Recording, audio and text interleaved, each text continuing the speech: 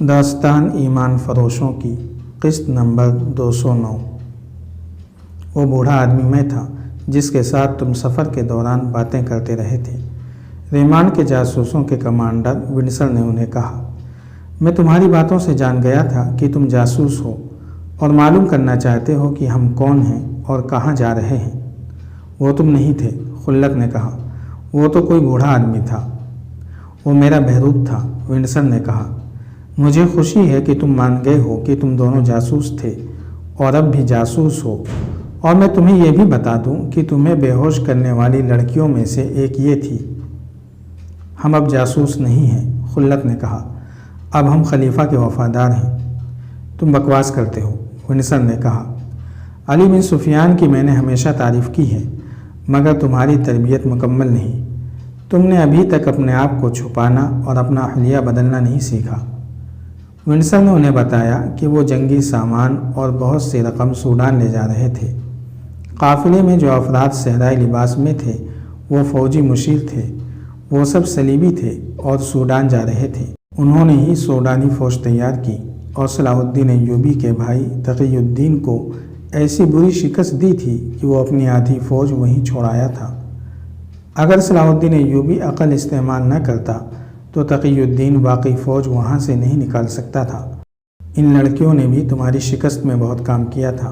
Windsor نے انہیں بتایا کہ ان کی ملاقات جب مصر کے شیمان میں ہوئی تھی تو رات پڑاؤ کے دوران ان میں سے کوئی بھی نہیں سویا تھا، اور ان دونوں لڑکیوں کو اسی مقصد کے لیے خلت اور اس کے ساتھی کے پاس بھیجا گیا تھا کہ انہیں باتوں میں الجھا کر بے ہوش کر دیں۔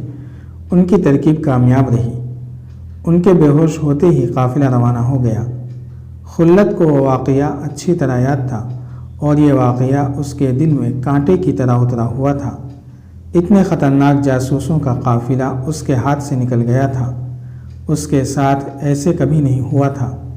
اس خلش کا ایک پہلو یہ بھی تھا کہ اس نے اس واقعے کی رپورٹ اپنے ہیڈ کوارٹر کو دی ہی نہیں تھی، کیونکہ اسے دشمن کے جاسوس دھوکہ دے گئے تھے۔ اس میں اس کی اور اس کے ساتھی کی بے عزتی تھی۔ انہیں دو لڑکیاں بیوقوف بنا گئی تھیں۔ اب ان میں سے ایک لڑکی اور ایک آدمی اس کے سامنے کھڑا تھا۔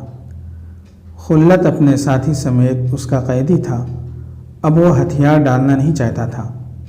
اس نے یہاں سے نکلنے یا مر جانے کا فیصلہ کر لیا۔ میری ایک پیشکش قبول کر لو، ونسر نے انہیں کہا۔ میں تم پر ایسا رحم کر رہا ہوں جو میں نے کبھی کسی پر نہیں کیا۔ تم دونوں میرے گروہ میں شامل ہو جاؤ۔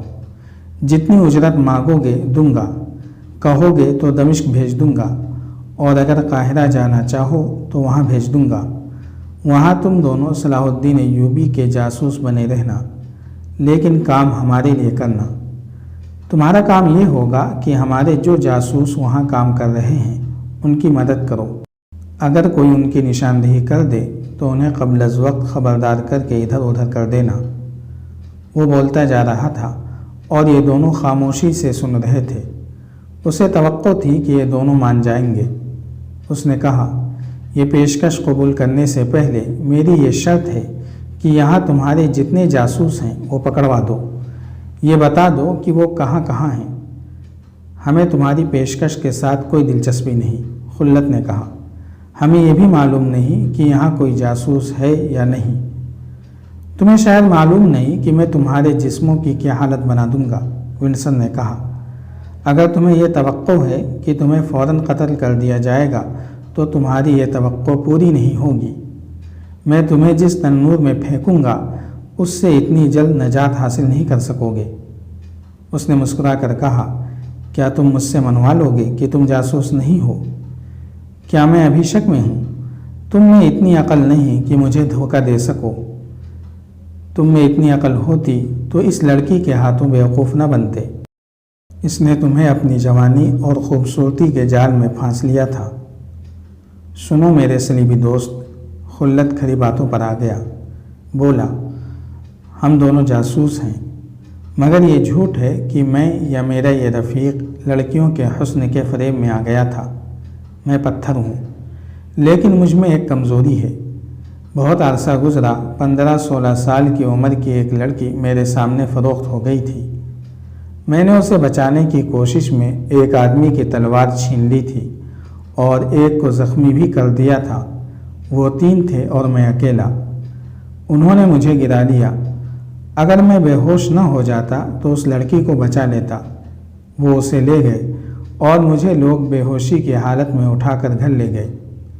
تم کہاں کے رہنے والے ہو؟ ونسن نے پوچھا۔ دمشق سمجھ لو، خلت نے جواب دیا۔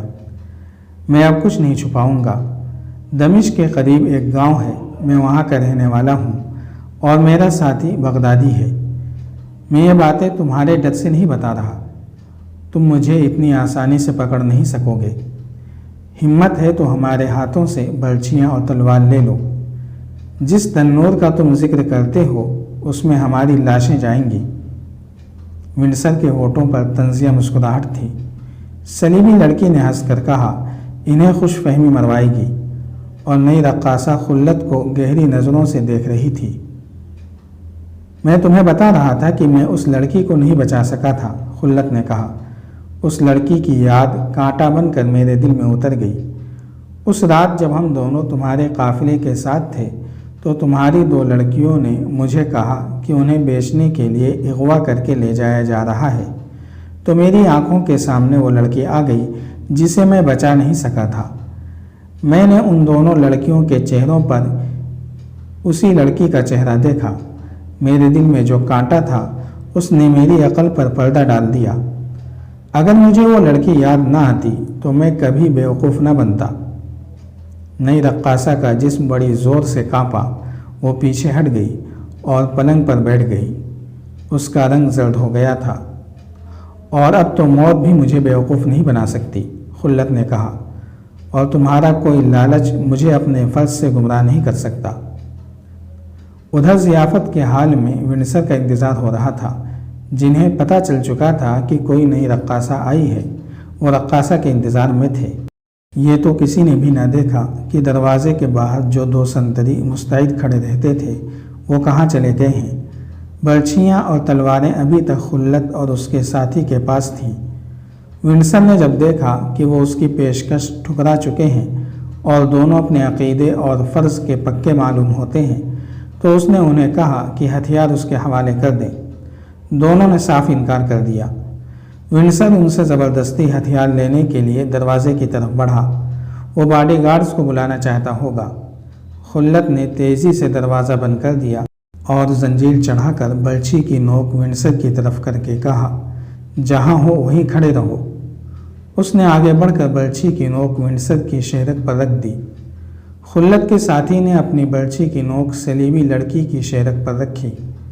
ونسر اور لڑکی پیچھے ہٹتے ہٹتے دیوار کے ساتھ جا لگے۔ خلت اور اس کے ساتھی نے دونوں کو وہیں دبا لیا۔ خلت نے نئی رقاصہ سے کہا، تم ان کے ساتھ کھڑی ہو جاؤ۔ اگر تم نے شور مچایا تو جان سے ہاتھ دھو بیٹھو گی۔ اگر تم خلت ہو تو میرا نام حمیرہ ہے، نئی رقاصہ نے کہا۔ میں نے تمہیں پہلے دن ہی پہچان لیا تھا اور تم مجھے پہچاننے کی کوشش کر رہے تھے۔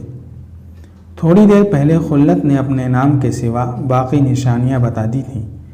حمیرہ جب سے یہاں آئی تھی وہ خلت کو دیکھ رہی تھی، مگر خلت کی طرح وہ بھی شک میں تھی۔ وہ بھی یہی سوچتی تھی کہ انسانوں کی صورتیں ایک جیسی بھی ہو سکتی ہیں۔ کیا تم بھی جاسوس ہو؟ خلت نے پوچھا۔ نہیں، حمیرہ نے جواب دیا، میں صرف رقاصہ ہوں۔ مجھ پر کوئی شک نہ کرنا خلت، میں تمہارے ساتھ ہوں اور تمہارے ساتھ جاؤں گی۔ مرنا ہے تو تمہارے ساتھ مروں گی۔ جاری ہے۔ اگر آپ کو یہ قسط وار سلسلہ پسند آ رہا ہے تو لائک، شیئر اور کمنٹ کے ذریعے ہماری حوصلہ افزائی کریں۔ جزاک اللہ خیرا۔